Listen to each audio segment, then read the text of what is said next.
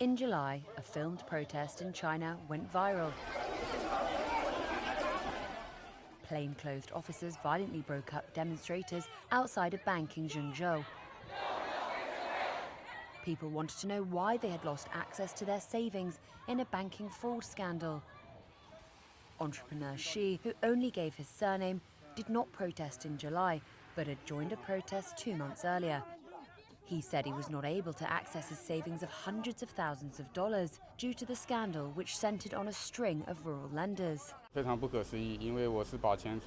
It's unbelievable because I chose to deposit into the bank as I was risk averse and didn't want to invest. I simply deposited it in a state-approved bank. Now the money can't be withdrawn and it's affecting me badly. I may soon have to sell my apartment because I have no more money on hand.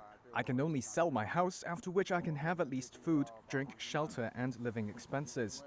Right now, I feel like my world is collapsing. There are no solutions. Vocal protests are not common in China, and the bank scuffle took place at a politically sensitive time, as Chinese President Xi Jinping is expected to be appointed for a third term, ensuring his place as China's most powerful leader since Mao Zedong. The protests are part of a broader swell of public dissent, from mortgage strikes to COVID lockdown protests, with anger also being vented online. Some say they feel let down by the state they revered, and the protests have persisted despite a security clampdown and fears of repercussions. Lei Jingming, who participated in the July protest, was adamant in voicing his dissatisfaction. 害怕，但是我为了我的下半辈子能够。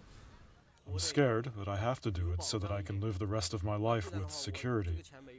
Otherwise, without this money, the rest of my life could be worse than death. What do you think I should do? Even if I lose my life, I want to get that money back. The worst is if I die and I don't get the money back. Then I would have died with regrets. Assistant Professor of Political Science at Yale University, Daniel Mattingly, said the lack of enthusiasm for political change is likely to continue.